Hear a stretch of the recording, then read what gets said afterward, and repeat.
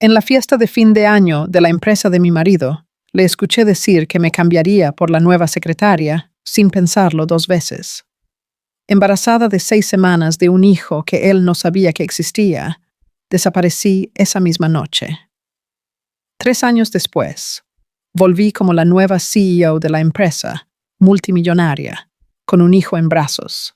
Cuando mi exmarido descubrió que yo era su nueva jefa y que posiblemente tenía un hijo que él nunca conoció, su vida se convirtió en una pesadilla. Hola a todos.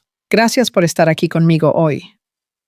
Antes de empezar la historia, quiero saber desde qué ciudad me están viendo. Déjenlo en los comentarios. Ahora, vamos con la historia. Yo cambiaría a mi esposa por esa belleza de Alice, sin pensarlo 2 veces. Mira ese cuerpo, esas piernas. Camila se convirtió en una vaca después del matrimonio. Solo sabe quejarse y engordar. Esas palabras salieron de la boca de mi marido a las 22:15 del 15 de diciembre. Estaba en un círculo de 5 hombres de traje, todos sosteniendo vasos de whisky, todos riendo como si aquello fuera lo más divertido del mundo. Marcos señalaba a Jessica, la nueva secretaria de la junta, una morena de 24 años que se contoneaba en la pista de baile, con un vestido dorado pegado al cuerpo. Yo estaba 3 metros detrás de ellos, escondida detrás de una columna decorada con luces de Navidad, parpadeando en rojo y verde. Nadie podía verme. Pero yo veía todo. Escuchaba cada palabra. Sentía cada puñalada. En ese momento, con la mano yendo instintivamente hacia la barriga, aún completamente plana, donde un embrión de 6 semanas crecía en secreto, tomé la decisión más importante de mi vida. Me iba. Y él nunca más me volvería a ver. Pero déjenme retroceder. Porque esta historia no comienza en esa fiesta horrible. Comienza mucho antes. Comienza 8 años atrás. Cuando yo era una chica enamorada de 24 años que creía en cuentos de hadas. Mi nombre es Camila Fernández. Tengo 32 años. Soy pedagoga graduada por la Universidad Federal. Trabajaba como profesora particular y estaba casada con Marcos Tavares, gerente comercial de la constructora Almeida y Costa. Pasado. Conocí a Marcos en la universidad. Yo estaba en el 2.º año de pedagogía. Él en el 3.er año de ingeniería civil. Nos chocamos en la biblioteca. Literalmente. Yo cargaba una pila de libros pesadísimos sobre desarrollo infantil. Él venía corriendo por el pasillo, tarde para algo. Chocamos. Mis libros volaron por el suelo. Él se disculpó 1000 veces. Me ayudó a recoger todo. Y me invitó a un café como forma de compensación. Fuimos a tomar café esa tarde lluviosa de abril. Estuvimos conversando por 4 horas. Él me contaba sobre sus sueños de ser un gran ingeniero, de construir edificios que marcaran la ciudad, de dejar un legado.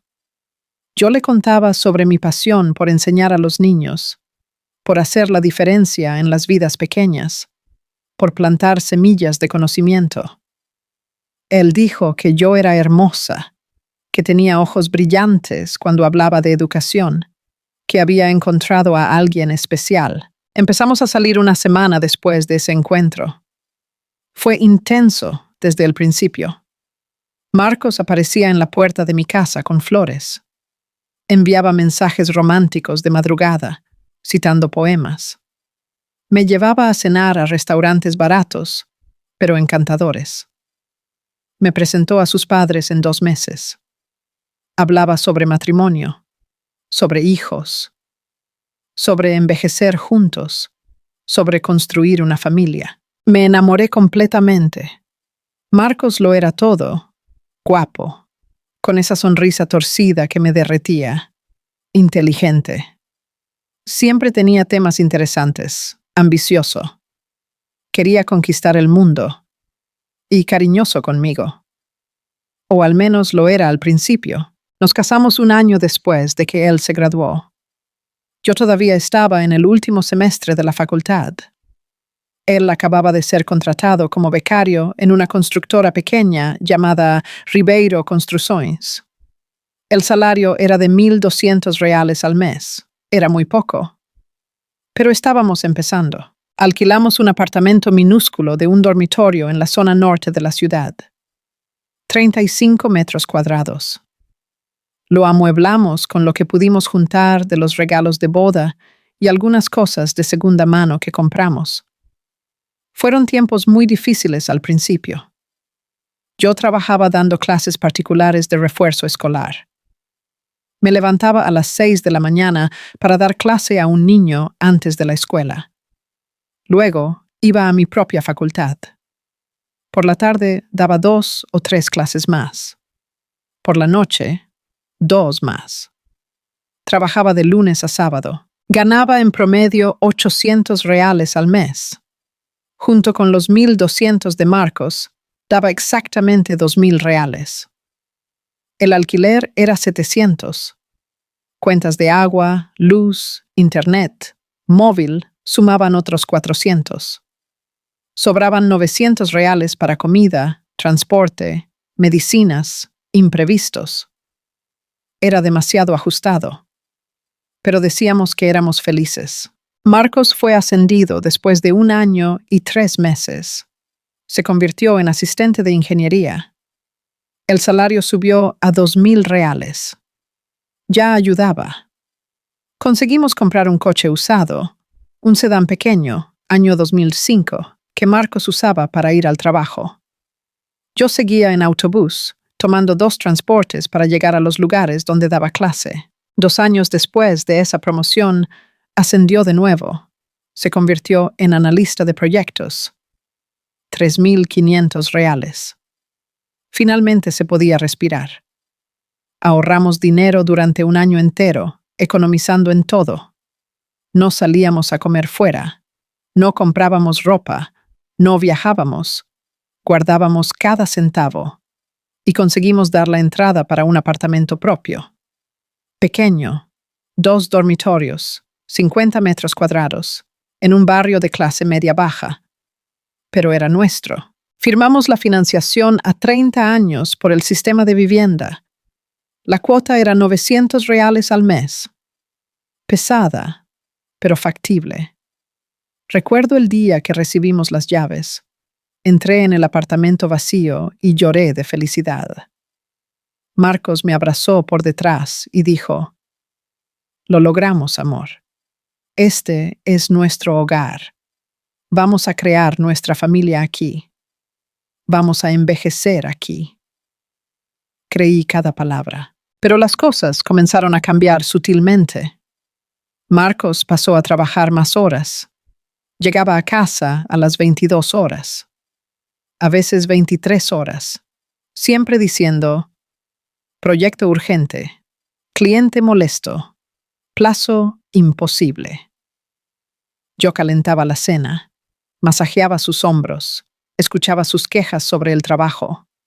Hacía todo para ser la esposa perfecta. 3 años después, Ribeiro Construções fue comprada por Almeida y Costa, un gigante del sector de la construcción civil en el estado. Fue una gran adquisición que incluso salió en el periódico. La mayoría de los empleados fue despedida. Pero Marcos fue uno de los pocos mantenidos. Más que eso, fue ascendido. Coordinador comercial. Salario de 7.000 reales mensuales. Era más dinero del que jamás habíamos visto en la vida. Estábamos eufóricos. Hicimos planes. Íbamos a cambiar de coche, hacer un viaje internacional, reformar el apartamento, empezar a intentar tener hijos. Pero el dinero desaparecía. Marcos decía que necesitaba invertir en su imagen profesional. Compró 3 trajes caros de 1.500 reales cada uno. Zapatos de vestir importados de 600 reales el par. Reloj suizo de 4.000 reales. Corbatas de marca. Perfumes caros. La imagen lo es todo en el mundo corporativo. Él repetía: Los clientes necesitan ver que tienes éxito. Si pareces pobre, no confían en ti.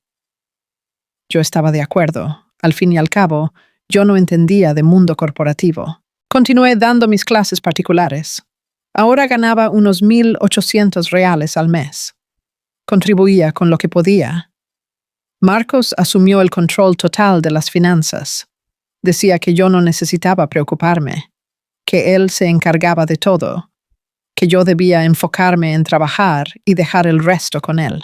2 años atrás, Marcos fue ascendido nuevamente.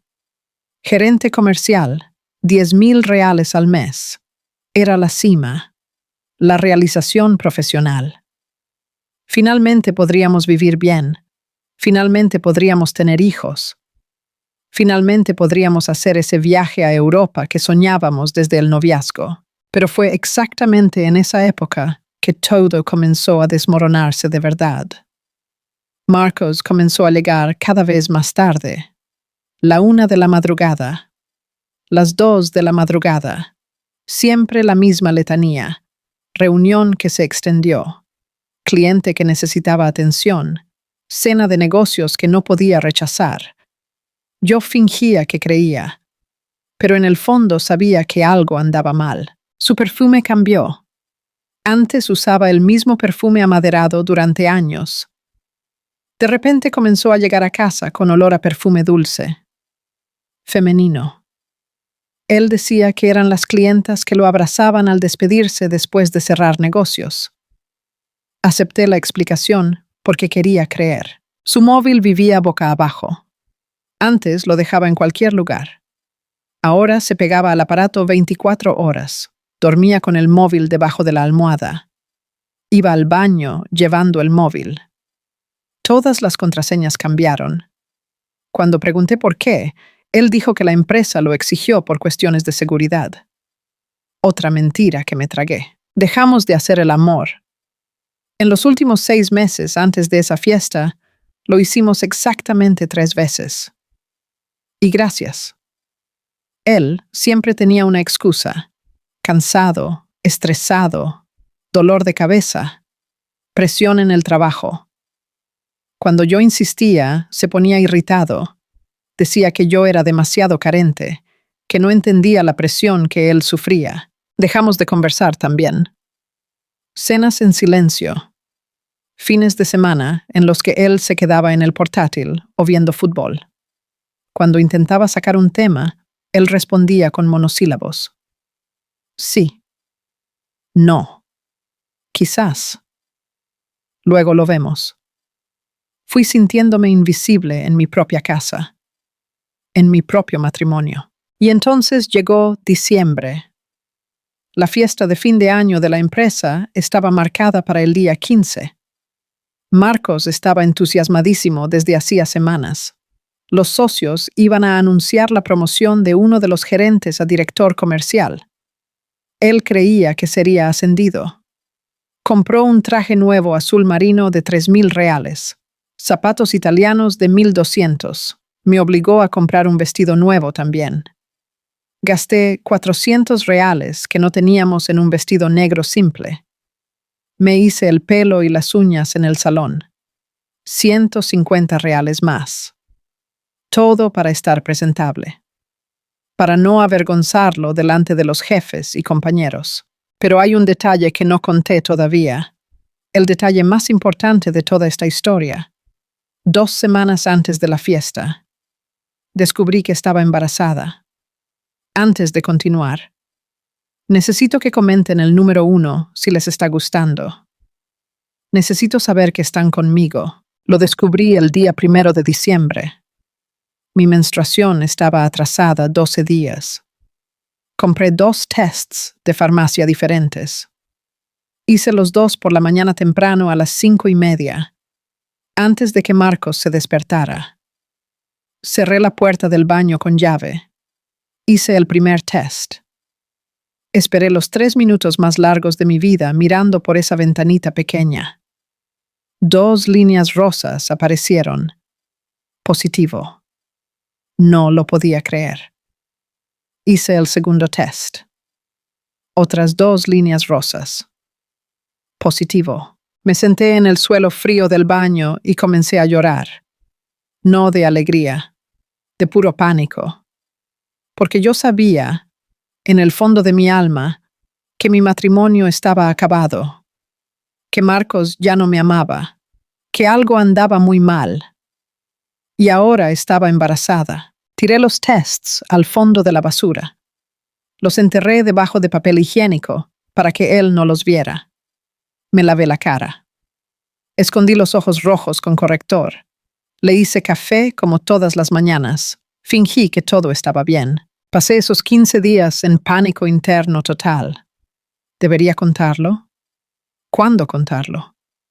¿Cómo contarlo? ¿Salvaría la noticia del embarazo nuestro matrimonio? ¿O empeoraría todo?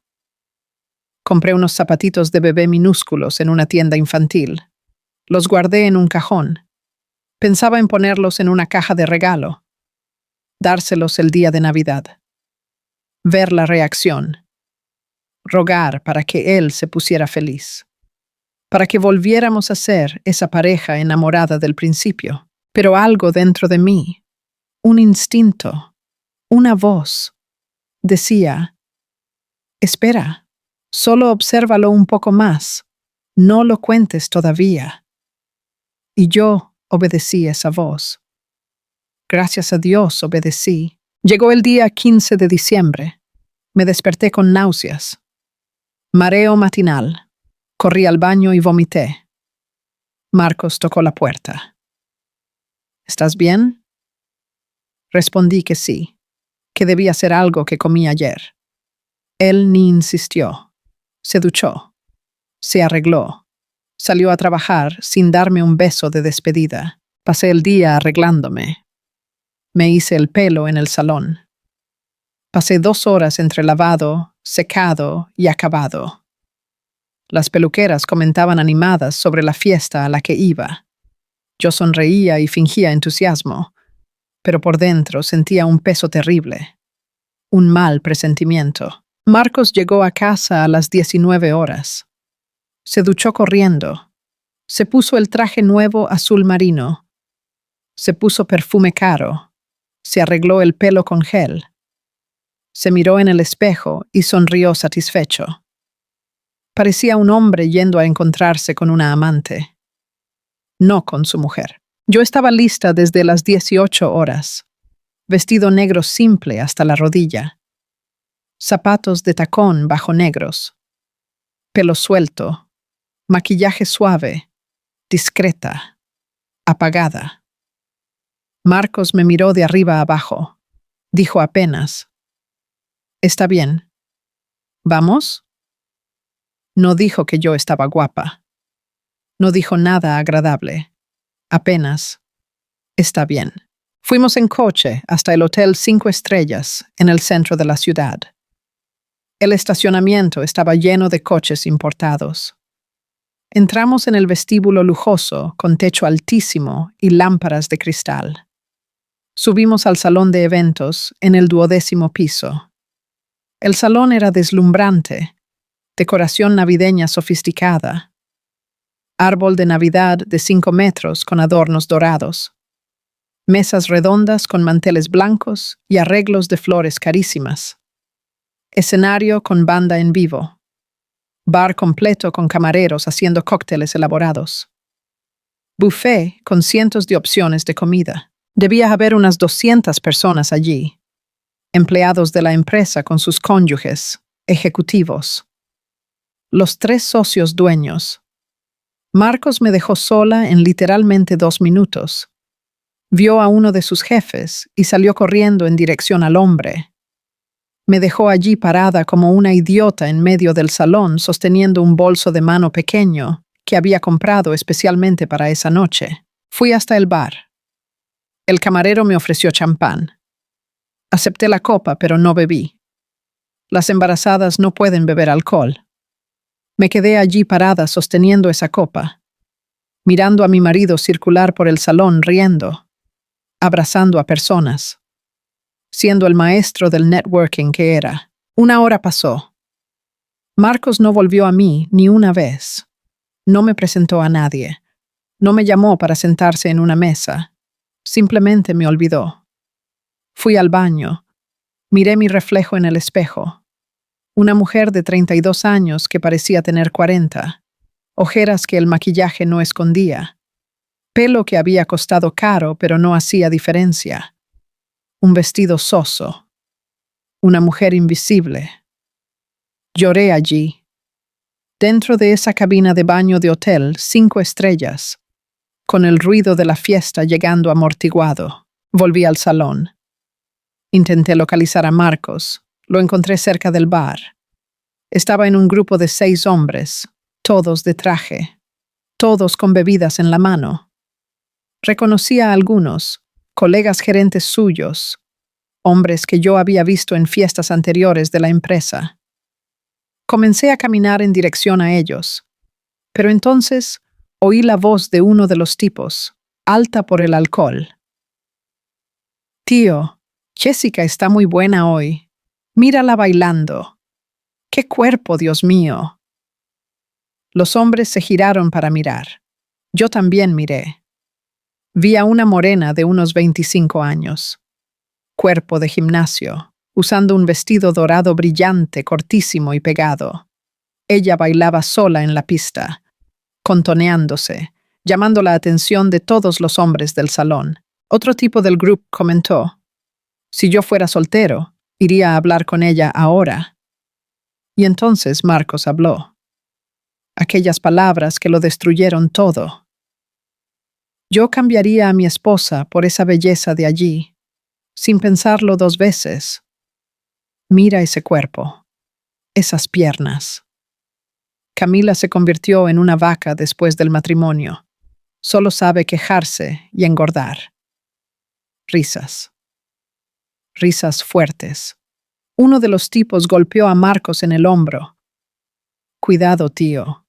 Tu mujer está aquí en la fiesta». Marcos se encogió de hombros. «Me da igual. Ella no tiene valor para nada. Es demasiado débil». Más risas. Y entonces comenzaron a hacer comentarios cada vez más asquerosos sobre el cuerpo de Jessica, sobre lo que harían con ella, sobre cómo las esposas eran aburridas y las amantes estaban buenas. Me quedé allí congelada. 3 metros detrás de ellos, escondida detrás de una columna gruesa, decorada con luces navideñas. Ellos no podían verme, pero yo veía y oía todo. Sentí como si me hubieran arrancado el corazón del pecho con las manos desnudas y lo hubieran pisoteado. ¿Vaca? Yo no había engordado nada. Todavía usaba talla 38. Pesaba 59 kilos. ¿Dónde estaba la gordura que él tanto odiaba? Débil. Yo, que había trabajado como una condenada para ayudar a pagar nuestras cuentas. Yo, que había renunciado a mi carrera para apoyar la suya. Y fue en ese momento, con la mano yendo automáticamente a la barriga donde un bebé del tamaño de un frijolito crecía, que tomé la decisión. Se acabó. El matrimonio se acabó. Y él nunca sabría del hijo que estábamos esperando. Nunca. Puse la copa de champán intacta en una mesa cualquiera. Cogí mi bolso.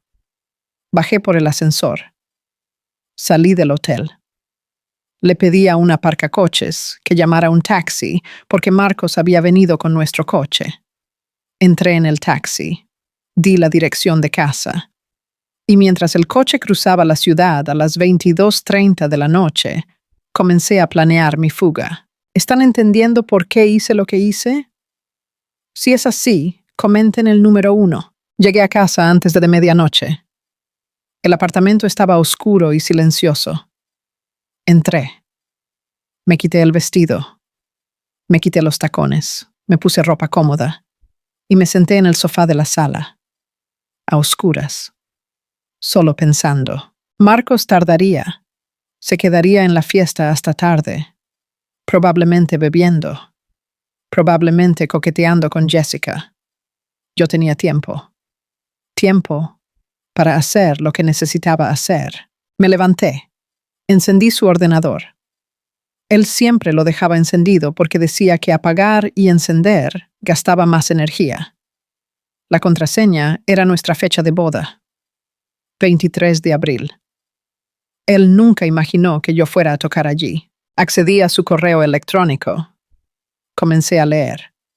Y lo que encontré fue mucho peor que cualquier corazonada. Marcos estaba teniendo un romance con Jessica, la secretaria que él deseaba en la fiesta. Había meses de correos electrónicos entre ellos, mensajes de amor, fotos, planes de futuro. Leí todo con el estómago revuelto. Los primeros mensajes eran de agosto, 4 meses atrás. Jessica había sido contratada como secretaria de la dirección en julio. Ella y Marcos se conocieron en una reunión. Comenzaron a intercambiar miradas, luego mensajes, luego encuentros secretos. Leí correo por correo, mensaje por mensaje. Jessica diciendo que estaba enamorada. Marcos respondiendo que él también. Ella preguntando cuándo iba a dejar a su mujer. Él diciendo que lo haría, pero que necesitaba tiempo, que no podía salir del matrimonio ahora porque tendría que dividir todo, que estaba esperando que saliera la promoción a director, porque así ganaría más y conseguiría mantenerme y aún vivir bien con ella, que yo era un peso muerto que él cargaba por lástima. Peso muerto, por lástima. No lloré. Ya no tenía más lágrimas.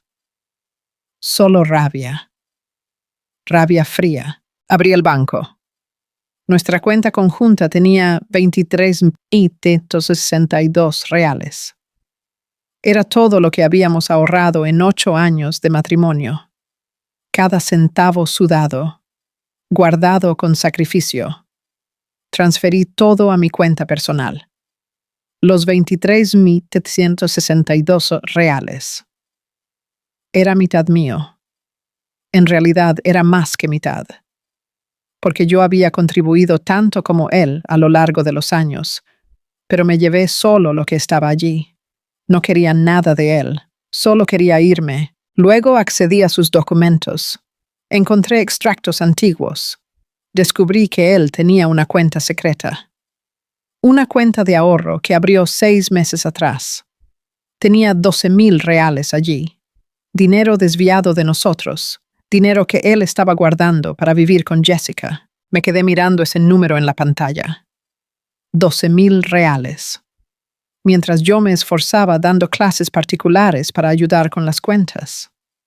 Él desviaba dinero para la amante. Anoté el número de la cuenta, anoté todo. Tomé capturas de pantalla, lo guardé en un pendrive, pruebas. Eran las 2 de la madrugada cuando terminé. Apagué el ordenador. Fui al dormitorio. Abrí el armario. Cogí una maleta mediana y comencé a hacer las maletas. Ropa, solo lo esencial. Pantalones vaqueros, camisetas, sudaderas, documentos, DNI, número de seguridad social, cartera de trabajo, diploma, certificado de nacimiento, joyas, pocas, pero tenía algunas. Una cadena de oro de mi madre, pendientes de perla de mi abuela, una pulsera de plata, los zapatitos de bebé que había comprado, el test de embarazo positivo. Guardé todo, dejé todo lo suyo, todos los recuerdos, fotos de boda, regalos que él me dio, ropa que él compró. Ya no quería nada que me recordara a él. Cerré la maleta, la dejé en el dormitorio y esperé. Marcos llegó a las 3:20 de la madrugada. Oí la llave en la puerta. Oí que entraba tambaleándose. Borracho. Él ni vino al dormitorio.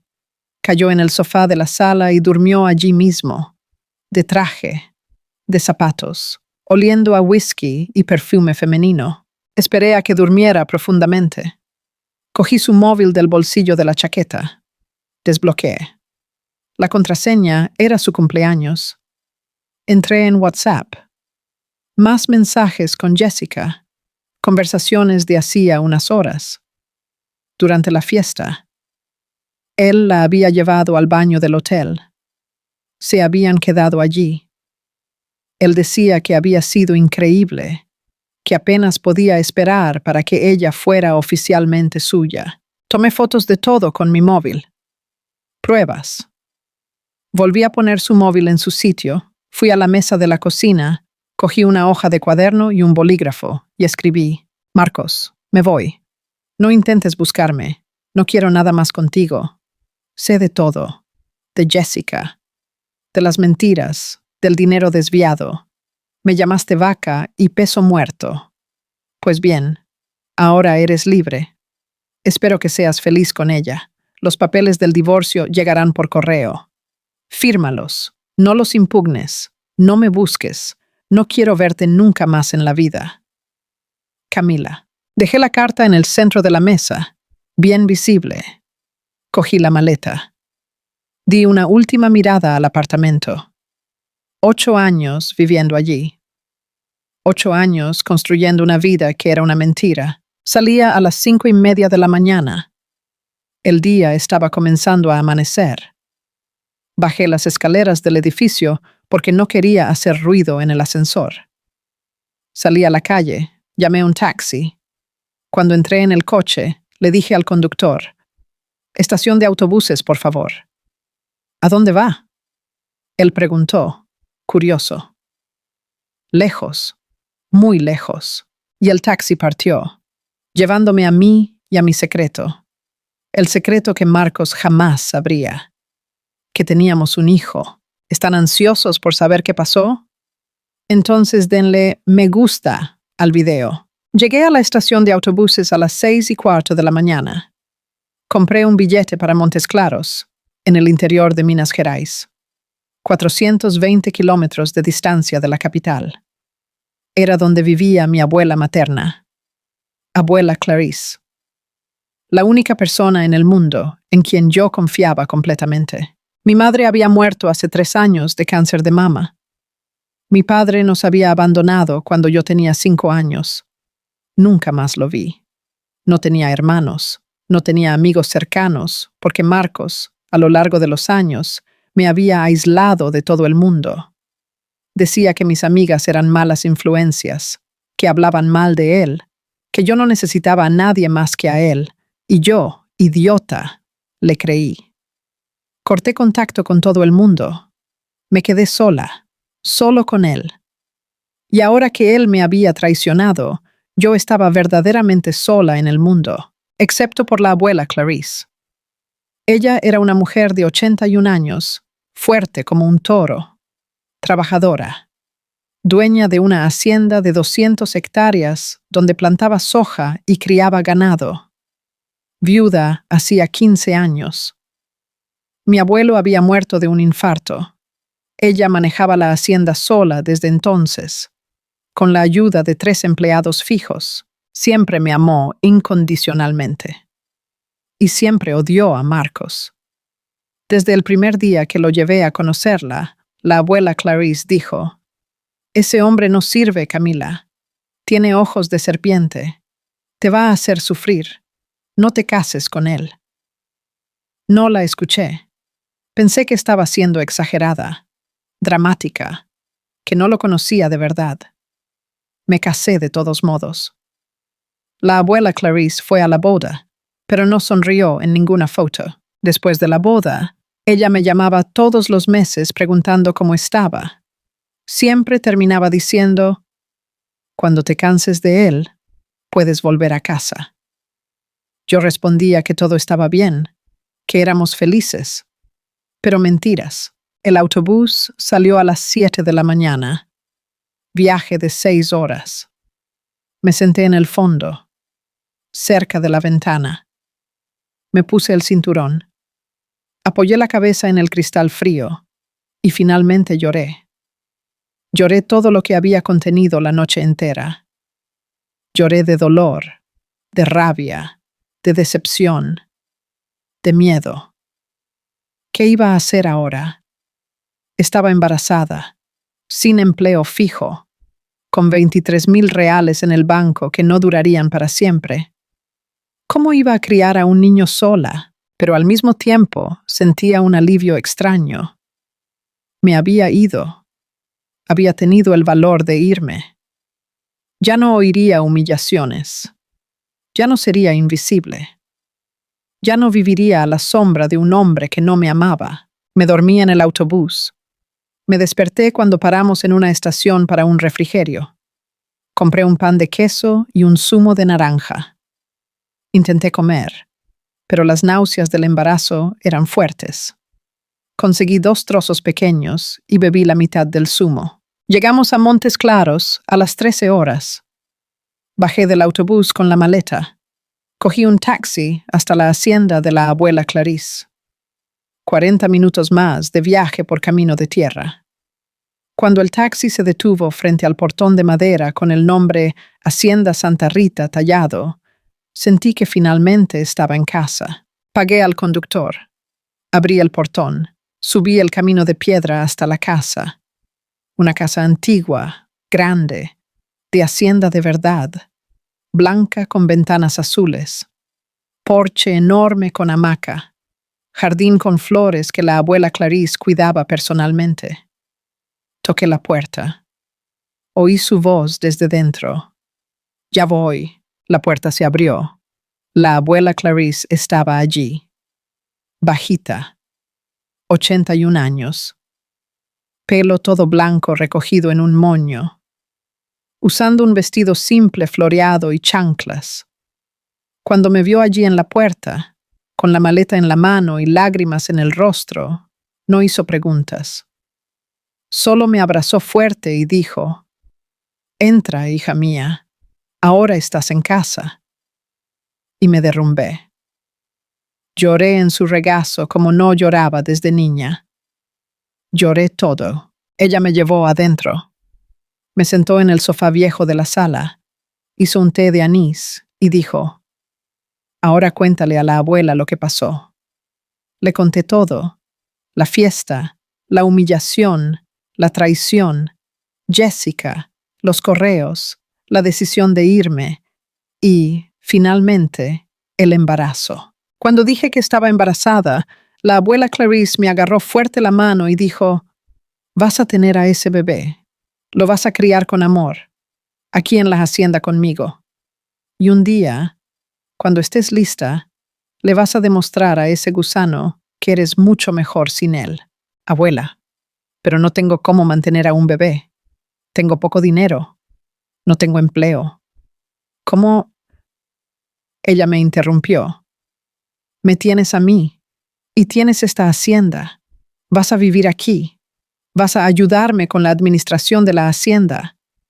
Vamos a criar a tu bebé juntas. No estás sola, Camila. Nunca estarás sola mientras yo esté viva. Lloré un poco más, pero esta vez eran lágrimas de gratitud. Me quedé en la hacienda, ayudaba a la abuela con la administración. Aprendí sobre plantación de soja, sobre cuidados con el ganado, sobre negociación con compradores. La abuela Clarice era una mujer de negocios brillante. Tenía solo la 4ª de primaria, pero era más lista que muchos empresarios ricos. 2 semanas después de que llegué a la hacienda, recibí una llamada de un abogado de Belo Horizonte. Era sobre el divorcio. Marcos no impugnó nada. Firmó todo rapidísimo. Probablemente estaba feliz de librarse de mí y poder quedarse con Jessica oficialmente. Dividimos los bienes. Él se quedó con el apartamento que aún tenía 25 años de financiación por delante. Se quedó con el coche. Yo no pedí nada. Solo quería mi apellido de vuelta y mi libertad. El proceso duró 3 meses. En marzo salió el divorcio. Durante esos 3 meses, mi barriga creció. Hice seguimiento prenatal en el hospital de la ciudad. El bebé estaba bien, saludable, creciendo perfectamente. Descubrí el sexo. Niño. Iba a tener un niño. Elegí el nombre. Miguel. Miguel Fernández. Solo con mi apellido. nada del padre, porque el padre no existía. Y entonces, en abril, algo pasó que lo cambió todo completamente. ¿Quieres saber qué fue? Comenta el número 1 aquí abajo. Era una mañana soleada de abril. Yo estaba con casi 5 meses de embarazo. La barriga ya estaba prominente. Usaba ropa ancha. Estaba ayudando a la abuela Clarice a revisar los contratos con los compradores de soja cuando ella dijo: Camila, necesito hablar una cosa seria contigo. Ven, siéntate aquí. Me senté a su lado en la mesa de la cocina. Ella estaba seria. Agarró mi mano y dijo: Hija mía, tengo cáncer. Pancreático. Etapa 4. Los médicos me dieron entre 3 y 6 meses de vida. Sentí que el mundo se me venía abajo de nuevo. No podía ser. Abuela, buscamos tratamiento, quimio, cirugía, lo que sea. Ella sacudió la cabeza. No hay tratamiento, hija. El cáncer está esparcido, y aunque lo hubiera, no lo haría. Tengo 81 años. Viví mucho. Viví bien. Estoy en paz con la muerte. Pero antes de irme, necesito arreglar las cosas. Y la principal cosa eres tú. Lloré. Ella secó mis lágrimas. Mañana vamos a la notaría de la ciudad. Hay un abogado esperándome allí. Dr. Meireles. Él cuida de mis negocios desde hace 30 años. Vamos a arreglar mi herencia. Al día siguiente, fuimos a la notaría. Un edificio viejo en el centro de la ciudad. Subimos al segundo piso. Entramos en una oficina pequeña, llena de libros de derecho. El doctor Meireles era un señor de 70 años. Calvo, gafas gruesas, sonrisa amable. Nos sentamos. Y fue cuando la abuela Clarice soltó la bomba. Camila, yo soy mucho más rica de lo que te imaginas. Esta hacienda vale mucho. Son 200 hectáreas de tierra productiva. Vale unos 5 millones de reales.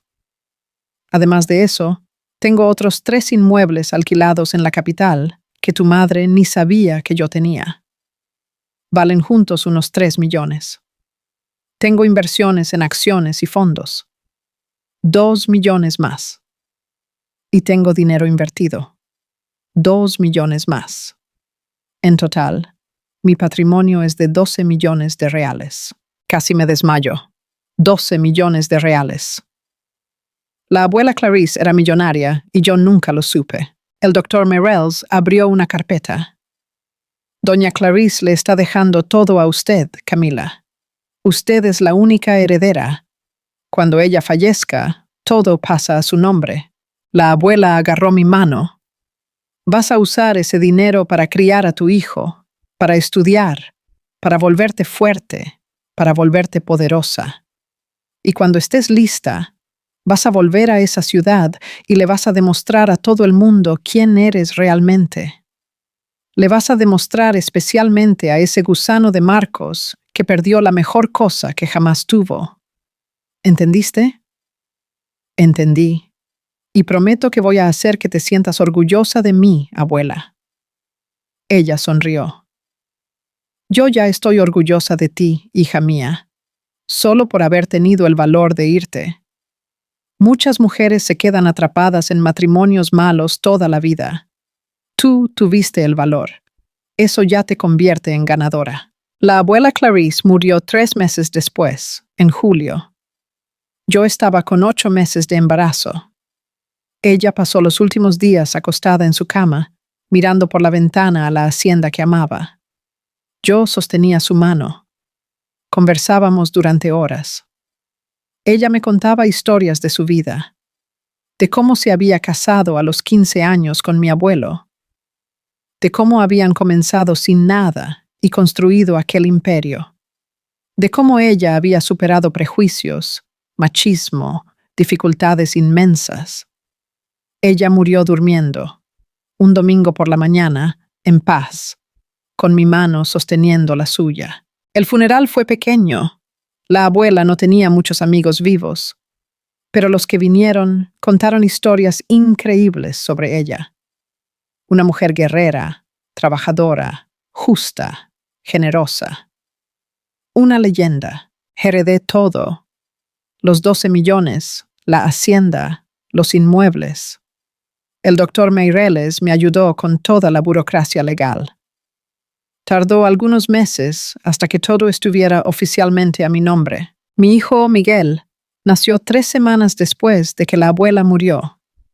Parto normal en el hospital de la ciudad. Duró 12 horas. Fue doloroso, pero valió cada segundo. Cuando pusieron a ese bebé en mis brazos, llorando, rojo, perfecto, supe que todo iba a estar bien, que nosotros íbamos a estar bien. Miguel pesó 4 kilos y 200 gramos, 52 centímetros, pelo castaño oscuro, ojos que se abrieron 2 días después y eran castaños también, exactamente iguales a los del padre. Eso dolía, ver el rostro de Marcos en mi hijo. Pero, al mismo tiempo, Miguel era solo él mismo. Tenía su propia personalidad desde el primer día, llorón, mimado, cariñoso, perfecto. Pasé los primeros meses enfocada solo en ser madre, amamantar, cambiar pañales, acunar, cantar canciones tontas, tomar 1000 fotos al día. Era agotador, pero era la mejor fase de mi vida. Cuando Miguel cumplió 6 meses, comencé a pensar en el futuro. ¿En qué hacer con los 12 millones? Con la hacienda, con mi vida. Conversé con el doctor Meireles. Él me aconsejó: Camila, eres joven, tienes 33 años, tienes un hijo hermoso, tienes dinero, tienes el mundo por delante. ¿Qué quieres hacer? Pensé mucho y entonces decidí. Quiero estudiar. Quiero aprender sobre negocios, sobre administración, sobre cómo hacer dinero. Quiero volverme poderosa. Y un día, quiero volver a esa ciudad y demostrarle a todo el mundo en quién me he convertido. Vendí la hacienda. Fue difícil porque era la hacienda de la abuela, pero yo no sabía administrarla sola y quería hacer algo diferente. La vendí a un empresario del agronegocio por un buen precio. 14 millones. Con los 12 de la herencia, tenía 26 millones en total. 26 millones de reales. Yo, una ex profesora particular que ganaba 1.800 reales al mes. Ahora tenía 26 millones. Contraté consultores financieros, gente buena, especialistas. Diversifiqué las inversiones. Compré acciones de empresas sólidas. Compré inmuebles comerciales para alquilar. Compré cuotas de fondos inmobiliarios. Hice que el dinero trabajara para mí y fui a estudiar. Me matriculé en un MBA en gestión empresarial en una universidad particular en Belo Horizonte. Alquilé un apartamento hermoso en la capital, 3 dormitorios, 120 metros cuadrados, en un barrio noble. Contraté una niñera maravillosa para cuidar de Miguel mientras yo estudiaba. Doña Lucia, una señora de 50 años, amorosa, experimentada, que trataba a Miguel como un nieto. Estudié como una loca durante 2 años. MBA, cursos extra de liderazgo, de finanzas corporativas, de recursos humanos, de estrategia empresarial. Leí cientos de libros sobre negocios. Participé en seminarios. Hice networking con empresarios. Aprendí todo lo que pude. Y al mismo tiempo, comencé a invertir en negocios. Pequeños al principio. Compré parte de una startup de tecnología. Compré acciones de una cadena de restaurantes. Compré una tienda de ropa que estaba quebrando. Y la reestructuré. Aprendí en la práctica. Me equivoqué. Acerté. Aprendí de los errores, en 2 años. Mi patrimonio había crecido a 32 millones. Yo era buena en eso, muy buena. Tenía talento para los negocios. ¿quién lo diría? La niña que quería ser maestra de niños se había convertido en una empresaria. Miguel crecía hermoso y saludable. A los 2 años era un niño listo, hablador, divertido. Mi mundo entero. Y él no sabía quién era su padre. Cuando preguntaba, algo raro porque era muy pequeño, yo decía que papá se había ido antes de que él naciera, que éramos solo nosotros dos. Y él lo aceptaba sin problemas. Pero yo sabía que un día tendría que lidiar con eso de verdad. Un día Miguel crecería y querría saber. Pero ese día no era ahora. A los 3 años de Miguel, recibí una información que lo cambió todo. Uno de mis consultores de inversión, Felipe, me llamó y me dijo: Camila, tengo una oportunidad interesante para ti.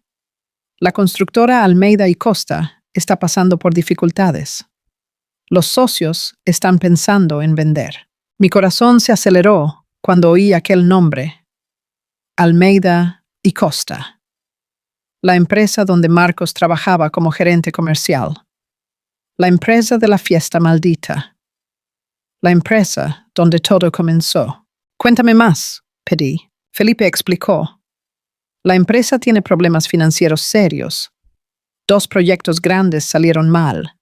Un edificio con problemas estructurales que costará millones reparar. Otro proyecto se atrasó 2 años y los clientes están demandando. La empresa está endeudada en unos 15 millones. Los 3 socios están viejos, cansados, queriendo jubilarse. Están dispuestos a vender por un precio muy por debajo del valor real de mercado. ¿Cuánto vale la empresa?, pregunté, ya calculando mentalmente. En papel, unos 40 millones. Pero con las deudas y problemas, aceptan 25 millones. 25 millones. Yo tenía 32. Sobrarían 7 para capital de trabajo y reestructuración. Marca una reunión con los socios. Quiero ver los números de cerca. Una semana después, estaba sentada en una sala de reuniones lujosa en el 10º piso del edificio de Almeida y Costa. La misma empresa donde, 3 años atrás, yo había sido la esposa invisible y humillada del gerente comercial. Los 3 socios estaban allí. Dr. Fernando Almeida, 72 años, pelo blanco, traje caro. Dr. Paulo Costa, 68 años, barrigón, voz grave.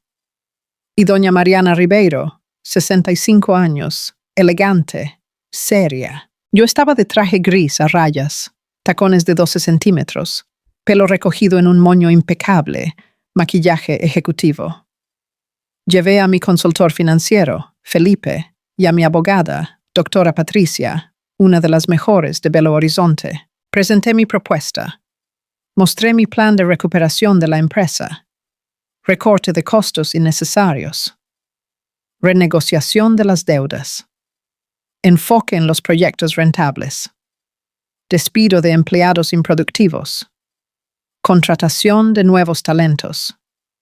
Reestructuración completa del área comercial. Los socios quedaron impresionados.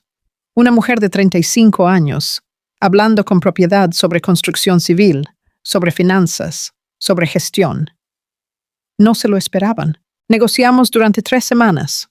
Reuniones, análisis de balances, visitas a las obras, conversación con clientes. Yo hice mi tarea. Estudié cada detalle de esa empresa.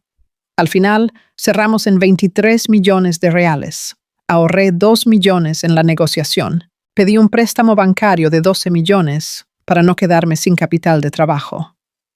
Firmamos el contrato. Yo, Camila Fernández, a los 35 años de edad, me convertí en la dueña de la constructora Almeida y Costa. Y Marcos, que trabajaba allí como gerente comercial, no tenía la menor idea. La transición llevó 1 mes. Los ex socios se quedaron ayudándome a entender los procesos internos, presentando clientes importantes, pasando contactos. Fueron muy serviciales. A finales de febrero, ellos se fueron oficialmente.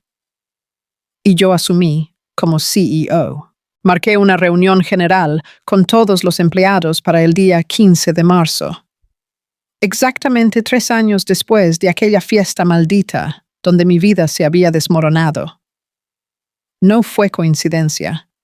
Yo planeé esa fecha a propósito. En la mañana del día 15 de marzo, me desperté a las 5 de la mañana.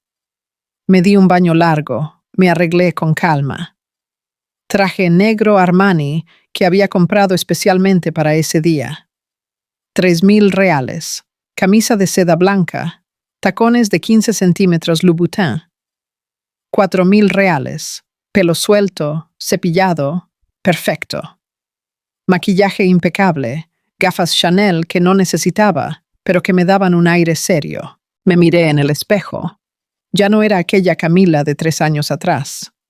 Apagada, invisible, insegura. Era una mujer poderosa, rica, confiada, lista para destruir. Dejé a Miguel con doña Lucia, besé a mi hijo. Él tenía 3 años. Estaba hermoso con el uniforme de la guardería. «Mamá, ¿estás guapa?», él dijo. Sonreí. «Gracias, mi amor. Mamá tiene una reunión muy importante hoy». Llegué a la sede de la empresa a las 8:30. El edificio era imponente. 12 pisos de cristal espejado en el centro financiero de la ciudad. Estacioné mi coche, un SUV importado que había comprado el mes anterior, en la plaza de la Presidencia. Subí al 12º piso, donde quedaba el auditorio. El lugar estaba lleno. 220 empleados, gerentes, coordinadores, analistas, asistentes y becarios. Todos curiosos por conocer a la nueva dueña de la empresa. Había rumores hacía semanas. Decían que era una mujer joven, que era rica, que tenía planes grandes. Entré en el auditorio a las 9 en punto. Todos dejaron de conversar. Me miraron. Caminé por el pasillo central en dirección al escenario. Mis tacones hacían ruido en el suelo. Clec, clec, clec. Silencio total, y fue cuando lo vi. Primera fila, sentado en el medio, con los brazos cruzados, con esa cara de arrogancia que yo conocía tan bien. Marcos. Él estaba diferente, más viejo. Pelo con algunas canas en las sienes, barriga un poco más grande, ojeras. Pero era él. El hombre que yo había amado. El hombre que me había destruido. Nuestros ojos se encontraron. Y vi el momento exacto en que me reconoció. Sus ojos se abrieron de par en par. La boca se abrió. El rostro se puso blanco. Blanco como el papel. Continué caminando. Subí los 3 escalones del escenario. Cogí el micrófono. Miré a aquellas 200 personas. Sonreí. Una sonrisa confiada, victoriosa. Buenos días a todos. Mi nombre es Camila Fernández. Soy la nueva CEO de esta empresa y tengo planes muy grandes para el futuro de Almeida y Costa. El auditorio estalló en aplausos educados. Todos aplaudían, menos Marcos. Él estaba paralizado. Mirándome como si estuviera viendo un fantasma resucitado, continué. Sé que muchos de ustedes están preocupados con el cambio de gestión. Es normal. Los cambios asustan. Pero quiero tranquilizar a todos. No voy a despedir a nadie sin motivo. Voy a evaluar el desempeño de cada uno. Quien esté dando resultados. Quien esté comprometido. Se queda. Quien no esté. Lamentablemente tendrá que irse. Hice una pausa. Miré directamente a Marcos. Esta empresa necesita profesionales excelentes. No hay espacio para la mediocridad. Marcos tragó saliva. Vi su garganta subir y bajar. Hablé por 15 minutos más. Expliqué mi visión para la empresa, los proyectos que iba a priorizar, los cambios que iba a implementar. el compromiso con la calidad y la ética. Todo el mundo escuchaba atento. Menos Marcos. Él solo me miraba con esa cara de shock total. Terminé la presentación. Muchas gracias a todos. Estoy segura de que haremos un trabajo increíble juntos. Ahora, pido que todos los gerentes vengan a la sala de reuniones del 8º piso en 10 minutos. Gracias. Más aplausos. Bajé del escenario. Salí del auditorio. Sentí la mirada de Marcos siguiéndome. 10 minutos después, entré en la sala de reuniones del 8º piso. Una mesa enorme de madera maciza. 12 sillas de cuero. Ventanas del suelo al techo con vista a la ciudad. Los 8 gerentes ya estaban allí, esperando. Reconocí algunos rostros de la fiesta de hace 3 años. Bruno, gerente de proyectos. Claudio, gerente de compras. Fernando, gerente de obras. Y Marcos, gerente comercial. Gerente. Buenos días, gerentes. Por favor, siéntense. Todos se sentaron. Marcos eligió la silla más lejos de mí, al lado de Bruno. No me miraba a los ojos. Me senté en la cabecera de la mesa, la silla de la presidenta. Abrí mi portátil. Proyecté una presentación en la pantalla grande de la pared. Vamos directo al asunto. Esta empresa está en una situación delicada. Deudas de 15 millones, 2 proyectos problemáticos que están agotando recursos. Tasa de satisfacción de los clientes en 62%. Muy baja. Rotación de empleados en 38% al año. Pésimo. Voy a hacer una reestructuración completa. Y eso significa que algunos de ustedes pueden no permanecer en los cargos actuales. Silencio tenso. Continué. Voy a evaluar el desempeño de cada gerencia en los próximos 60 días. Quiero ver números, resultados concretos. No me interesa cuánto tiempo trabajan aquí. No me interesa la política interna. Me interesa solo una cosa. Rendimiento. Quien lo dé, se queda. Quien no lo dé, se va. ¿Está claro para todos? Sí, respondieron a coro. Marcos casi no consiguió hablar. Óptimo. Ahora quiero que cada uno me presente un informe detallado de su área hasta el viernes. Situación actual. Problemas. Oportunidades. Metas para los próximos 6 meses. Dispensados. Todos se levantaron para salir. Menos Marcos. Él se quedó sentado. Paralizado. Señor Tavares. Llamé. Por favor, quédese un momento más. Los otros salieron rápidamente. La puerta se cerró. Nos quedamos solos. Él y yo. Por primera vez en 3 años. Me levanté. Caminé hasta la ventana, de espaldas a él, mirando la ciudad allá abajo. Dejé que el silencio pesara. Camila. Su voz salió ronca. Yo no sabía que tú... Me giré, lo miré. ¿No sabías que yo era la nueva dueña de la empresa? Pues sí, sorpresa. ¿Cómo conseguiste dinero? Mucho dinero. Heredé de alguien que realmente me amaba, a diferencia de ti. Él desvió la mirada. Camila, sobre aquella noche, estaba borracho. Dije muchas tonterías. Yo no quería... ¿No querías decir que yo era una vaca? ¿No querías decir que me cambiarías por Jessica sin pensarlo 2 veces? Di un paso en su dirección. ¿No querías traicionar a la mujer que trabajó como una condenada para ayudarte a construir tu carrera? Él se quedó en silencio, mirando al suelo. ¿Cómo está Jessica, por cierto? Pregunté sarcástica. ¿Todavía están juntos? No, terminamos. Hace 1 año y medio. Ah, qué pena. Tiraste tu matrimonio a la basura por ella, y ella te dejó. Irónico, ¿no es así?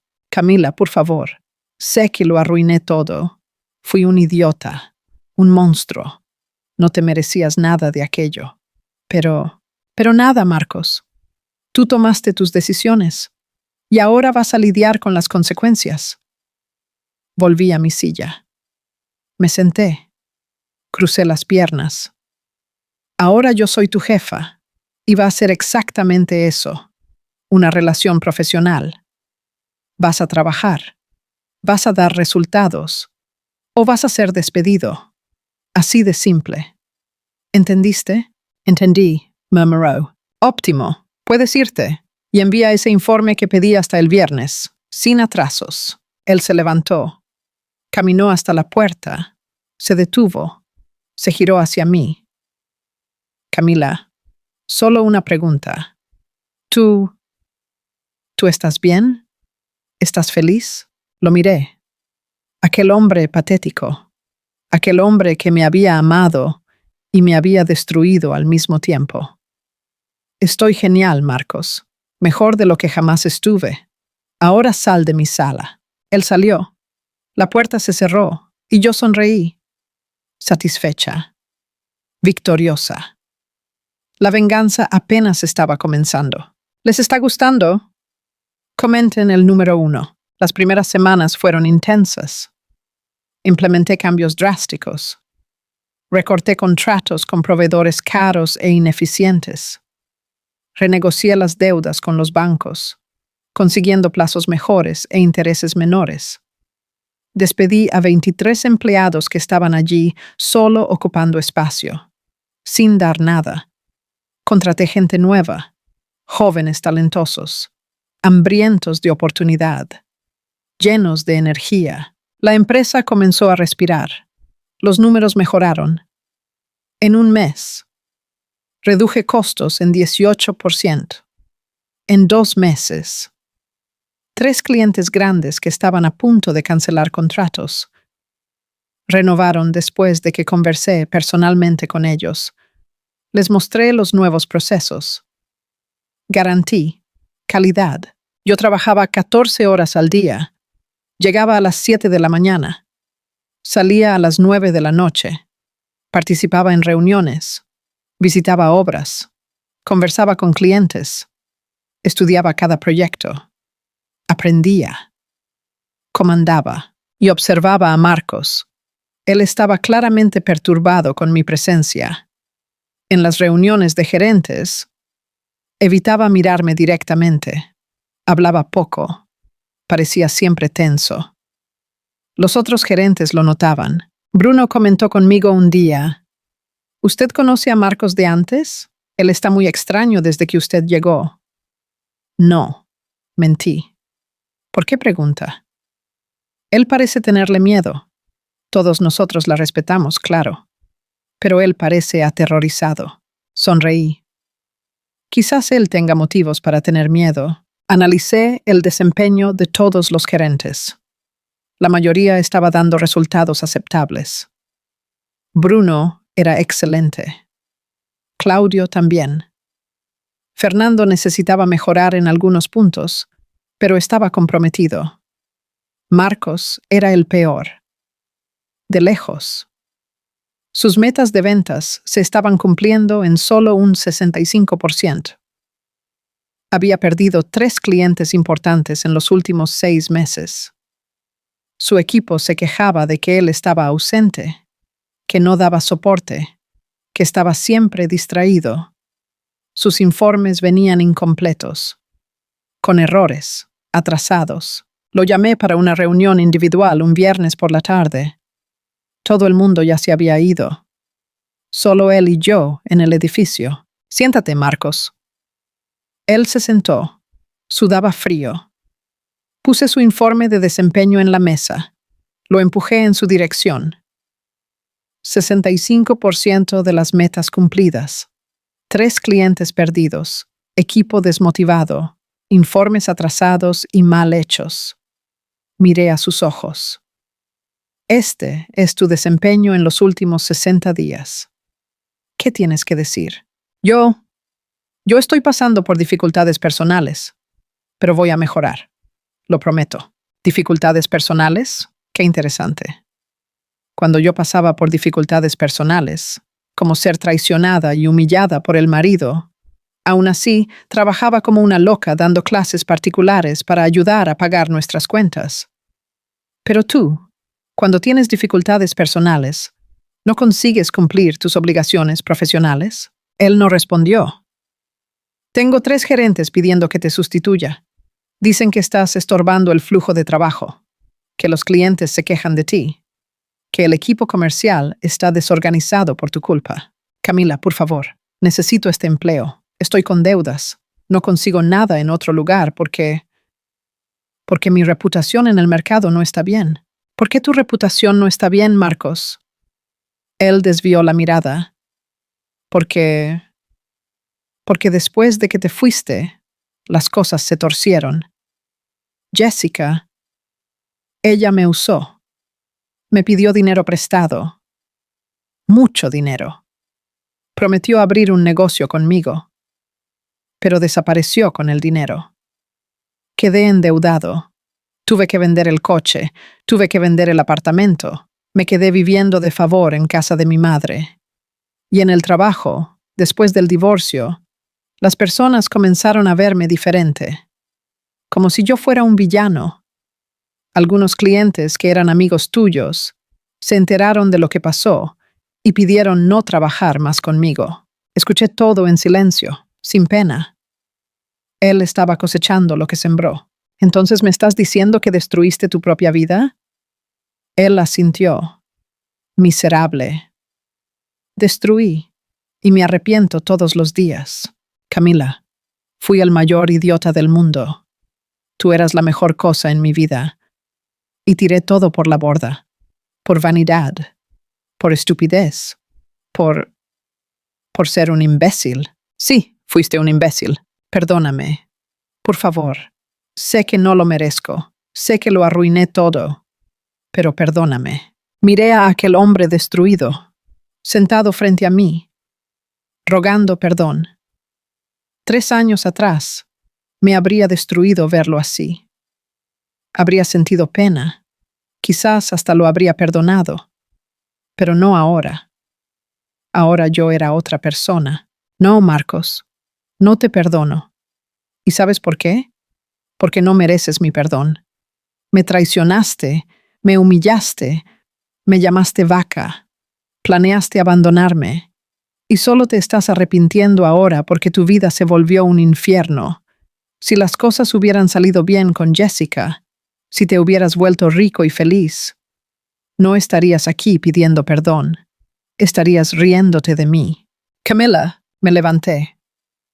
Voy a darte una oportunidad más, no porque la merezcas, sino porque esta empresa necesita mantener la estabilidad en este momento. Tienes 60 días más para revertir tu desempeño. Vas a coger los clientes más difíciles, los proyectos más complicados, y vas a dar resultados. Si lo consigues, te quedas. Si no lo consigues, estás despedido. Y esta vez, no hay negociación. ¿Entendiste? Entendí. Gracias, Camila. No te vas a arrepentir. Ya me arrepentí una vez de confiar en ti. No voy a arrepentirme de nuevo. Ahora sal, es tarde. Y quiero ir a casa a ver a mi hijo. Vi el shock en su rostro cuando dije mi hijo. Él abrió la boca. La cerró. Quiso preguntar. Pero no tuvo el valor. Salió de la sala en silencio. Cogí mis cosas. Apagué el ordenador. Salí del edificio. Entré en mi coche. Y conduje a la casa donde Miguel me esperaba para cenar. Mi vida real. Lejos de aquel hombre y de todo el veneno del pasado. Comenten el número 1 si les está gustando. Pasaron 2 meses. La empresa seguía mejorando. Beneficios volviendo. Nuevos contratos firmados. Reputación siendo reconstruida en el mercado. Marcos se estaba matando a trabajar. Literalmente. Llegaba antes que todo el mundo. Salía después que todo el mundo. Cogía los peores clientes, los proyectos imposibles, e intentaba hacer milagros, pero no lo estaba consiguiendo. Algunos clientes los reconquistó. Es verdad. Cerró 2 contratos medianos. pero perdió otros 3. Su equipo seguía quejándose. Decían que estaba sobrecargado, estresado, cometiendo errores por agotamiento. Lo llamé de nuevo. Finales de junio. 3 meses y medio desde que asumí. Marcos, tu desempeño mejoró un poco. De 65% de las metas, subió a 73%. Es una evolución, pero aún no es suficiente. Los otros gerentes están por encima del 90%. Yo estoy haciendo lo máximo, Camila. Tu máximo no es suficiente para los estándares de esta empresa. Hice una pausa. Pero tengo una propuesta. Voy a reubicarte. Vas a salir de la gerencia comercial. Vas a ir a la coordinación de soporte al cliente. Es una posición menor, salario menor, pero menos presión. Quizás te vaya mejor allí. Vi la humillación en su rostro. De gerente a coordinador. Era un descenso. Una humillación profesional enorme. ¿Cuánto va a ser el salario? 6,000 reales. La mitad de lo que ganas ahora como gerente. 6,000 reales. Él me había dicho años atrás que nunca ganaría menos de 10,000 reales de nuevo. Y ahora iba a ganar 6,000. Yo acepto. Óptimo. Empiezas el lunes. Vas a reportar a Juliana, la gerente de atención. ¿Alguna duda? No. Entonces puedes irte. Él se levantó despacio. Caminó hasta la puerta. Se detuvo de nuevo. Se giró. Camila, aquel niño que mencionaste, tu hijo, ¿cuántos años tiene? 3 años y 2 meses. ¿Y el padre? ¿Por qué quieres saber? ¿Por qué? Porque la matemática. Si tiene 3 años, significa que te quedaste embarazada más o menos en la época que me traicionaste y me humillaste. Sí, fue exactamente en esa época. Vi la esperanza en sus ojos y la desesperación. Él es mi hijo. Camila, por el amor de Dios, dime la verdad. Él es mío. Lo miré. Aquel hombre patético. Aquel hombre que no merecía nada. Y dije, ¿y si lo es? ¿Qué cambia eso? ¿Crees que tener un hijo te redime de lo que hiciste? ¿Crees que mereces conocerlo? ¿Ser llamado padre? Después de todo. ¿Pero él es mi hijo? ¿Sí o no? Sonreí fríamente. Eso no es asunto tuyo, Marcos. Ahora sal de mi sala. Camila, por favor. No puedes hacer esto. Si él es mi hijo, yo tengo derecho. No tienes derecho a nada. Exploté. Perdiste todos los derechos cuando me traicionaste, cuando me humillaste, cuando planeaste abandonarme. ¿Mi hijo tiene un padre? No, porque el padre serías tú. Y tú no sirves ni para limpiar el suelo donde mi hijo pisa. Ahora sal de aquí antes de que llame a seguridad. Él se quedó allí parado, temblado, con lágrimas rodando por su rostro. Salió despacio, derrotado. Y yo me senté de nuevo en mi silla, respirando hondo, intentando controlar la rabia que había explotado, porque en el fondo, la verdad es que Miguel era su hijo, sí, pero él nunca lo sabría con certeza. Iba a vivir en el infierno de la duda por el resto de su vida. Despertar todos los días pensando, ¿será que aquel niño es mío? ¿Será que tengo un hijo que no conozco? Y esa era la mejor venganza. No era matarlo. Era dejarlo vivir con el dolor de la incertidumbre. Denle me gusta al video si les está gustando esta historia. Marcos fue degradado a coordinador.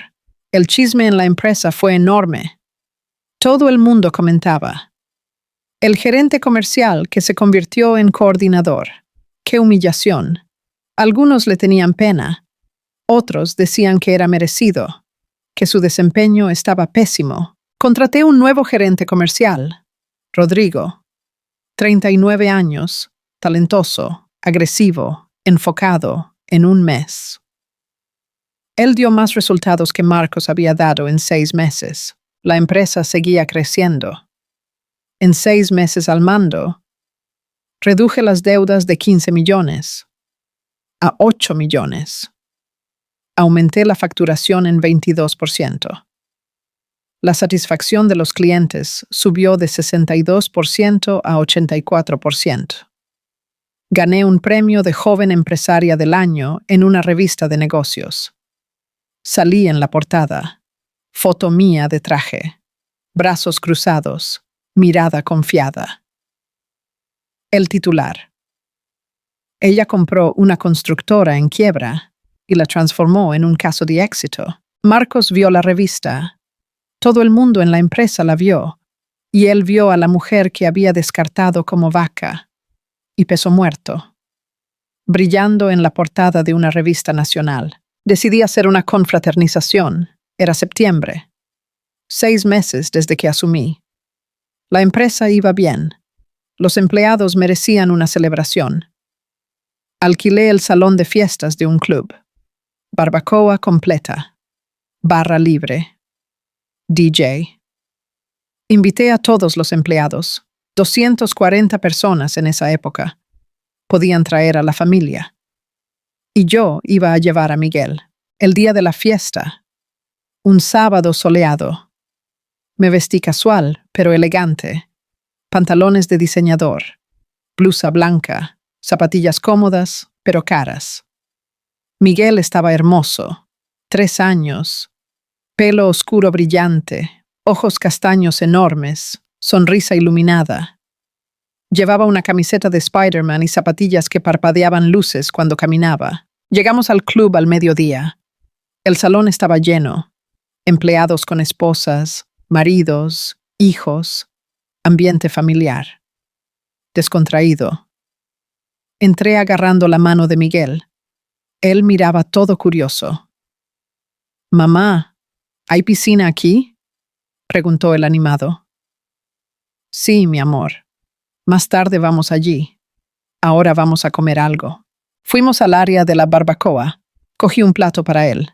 Puse arroz, patatas fritas, carne bien cocida. A Miguel le encantó. Nos sentamos en una mesa. Él comía feliz mientras yo conversaba con algunos empleados que venían a saludarme. Y entonces vi a Marcos. Él estaba cerca del bar. Solo. Sosteniendo una cerveza. Usando pantalones vaqueros viejos y camisa arrugada. Ojeras profundas. 20 kilos más delgado. Parecía haber envejecido 10 años. Nuestras miradas se encontraron. Él me miró. Luego miró a Miguel. Y se congeló. Vi cuando su cerebro comenzó a procesar. La edad del niño. La apariencia. El pelo castaño oscuro igual al suyo. Los ojos castaños. La estructura del rostro. Él dejó la cerveza en una mesa y comenzó a caminar en nuestra dirección. Pero yo cogí a Miguel por la mano y me fui al otro lado. A saludar a Rodrigo y a su familia. Pasé la tarde entera esquivando a Marcos. Él me seguía con los ojos. Observaba a Miguel. Intentaba acercarse. Pero yo no lo dejaba. Llevé a Miguel a la piscina, al parque, al área de juegos, siempre lejos de Marcos, hasta que al final de la tarde, cuando ya casi todo el mundo se había ido, Marcos me acorraló cerca del estacionamiento. «Camila, necesitamos hablar, ahora». «No tenemos nada de qué hablar, Marcos». Cogí a Miguel en brazos. Aquel niño. Miró a Miguel. Él es mi hijo. Sé que lo es. Miguel me abrazó. Asustado con aquel hombre extraño hablando alto. «No sabes nada, y estás asustando a mi hijo. Quítate de en medio. Camila, por favor, míralo. Míralo a la cara. Él tiene mis ojos, mi pelo, mi rostro. Es mi hijo. Sé que lo es». «¿Y si lo es?», pregunté helada. «¿Qué vas a hacer? ¿Pedir derechos? ¿Pensión? ¿Visitas? ¿Un hijo que nunca quisiste? ¿Que ni siquiera sabías que existía? Quiero conocerlo. Quiero ser su padre. Tú no eres padre de nadie. Padre es quien cría, quien ama, quien está presente. Tú eres solo un donante de esperma que destruyó a su madre. No te acerques a mí. No te acerques a mi hijo. Esta es una orden. No solo como exesposa, sino como tu jefa. No puedes hacer eso. Si él es mi hijo, yo tengo derechos legales. Entonces ve a la justicia a pedir ADN. Ve. Yo te autorizo. Pero te aviso una cosa. Vas a gastar todo lo que tienes en abogados. Y cuando el test dé positivo, si da, vas a tener que pagar pensión retroactiva de 3 años. 12% de tu salario, que ahora es de 6,000 reales, 720 reales al mes, por 38 meses, 27,000 reales. ¿Tienes ese dinero? Vi el color desaparecer de su rostro. No lo tienes, ¿verdad? Entonces cállate. No perturbes mi vida. No perturbes la vida de mi hijo. Y sigue adelante con tu miserable vida. Pasé por él. Puse a Miguel en el asiento del coche, entré, encendí el motor y me fui. Por el retrovisor vi a Marcos allí parado, solo, destruido. Miguel preguntó: «Mamá, ¿quién es ese señor?» «Nadie importante, mi amor, nadie importante. Comenten el número 1 si quieren saber el final». Los meses siguientes fueron una tortura psicológica para Marcos. Yo lo sabía porque sus colegas comentaban conmigo. Decían que vivía deprimido, que no conseguía dormir, que había desarrollado crisis de ansiedad, que vivía tomando medicinas. Él intentó buscarme varias veces, enviaba correos electrónicos, yo los borraba sin leer. Tocaba la puerta de mi sala, yo mandaba a la secretaria a decir que estaba ocupada. Me llamaba. Yo bloqueaba el número. Su desempeño en el trabajo empeoró aún más. Comenzó a faltar, a llegar tarde, a cometer errores graves. Juliana, su gerente, me buscó. «Camila, necesito hablar sobre Marcos. Él no está bien. No está consiguiendo entregar las tareas. Está perjudicando al equipo. Creo que necesita ayuda psicológica». Ya le ofrecimos ayuda psicológica a través del plan de salud de la empresa. Si él no la busca, es su elección. Pero su desempeño es insostenible. Necesitamos tomar una decisión. Entonces tómala. Tú eres la gerente. Si él no está dando resultados, despídelo. Pero él es su exmarido. No sería extraño que yo, justamente por ser mi exmarido, es que yo no voy a tomar esa decisión. Sería conflicto de interés. Tú eres su gestora inmediata. Evalúa. Decide. Yo apoyo tu decisión. Juliana despidió a Marcos 2 semanas después. Por justa causa. Múltiples faltas injustificadas. Desempeño pésimo. Errores que costaron dinero a la empresa. Yo no participé.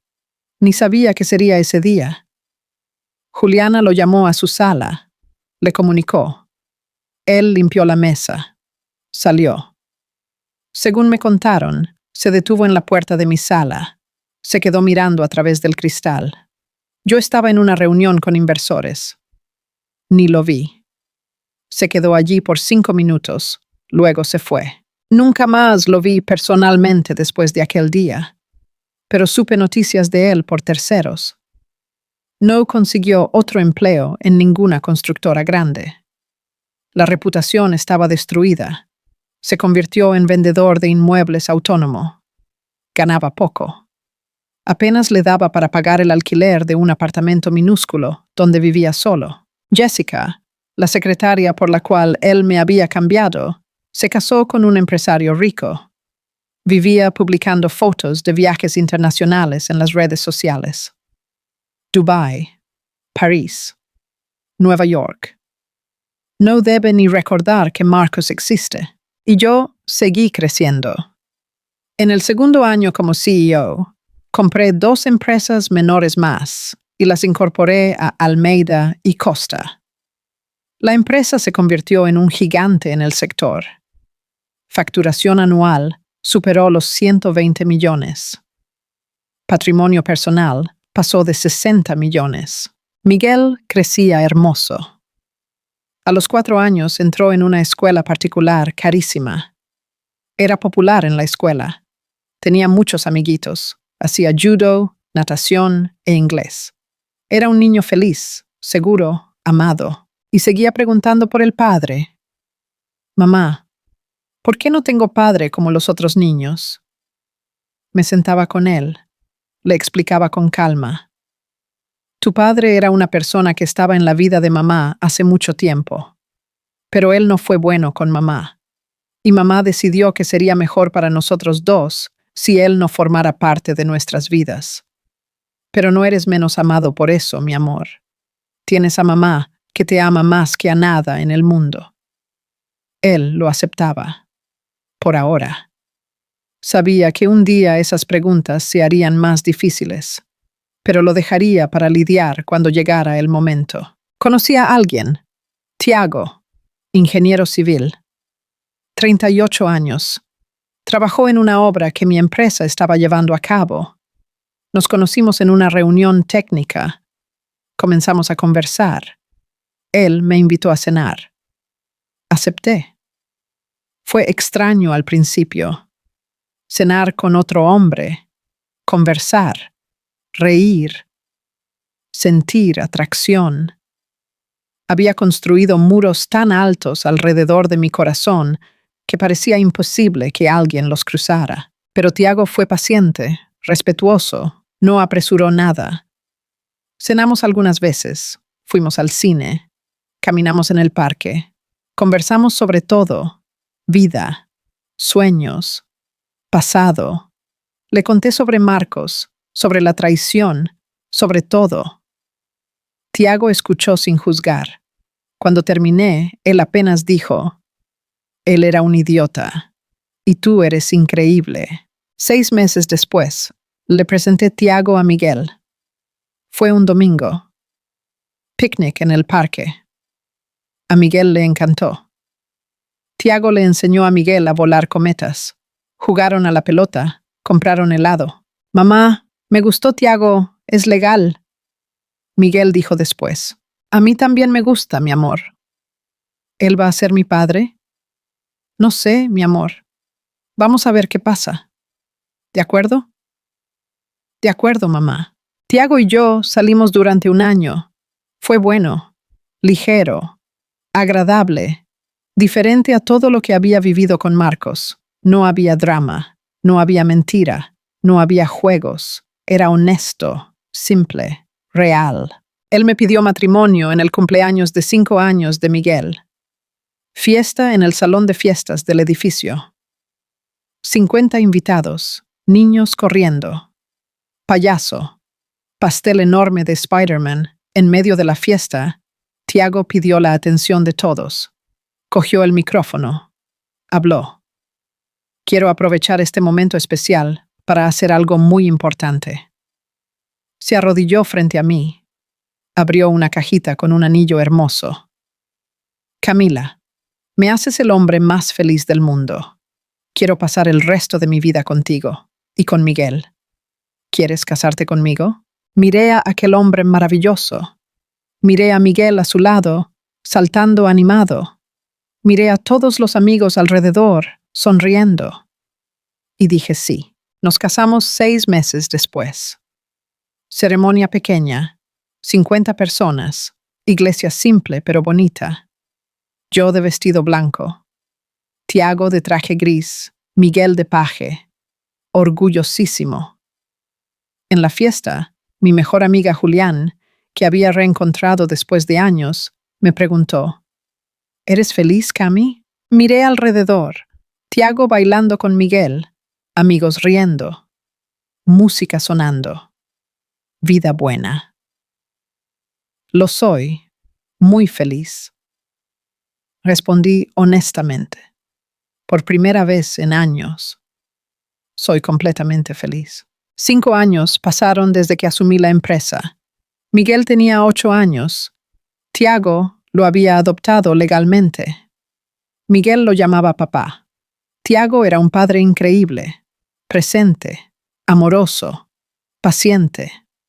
Habíamos acabado de tener una hija más, Elena, 2 años, pelirroja igual al padre, llena de personalidad.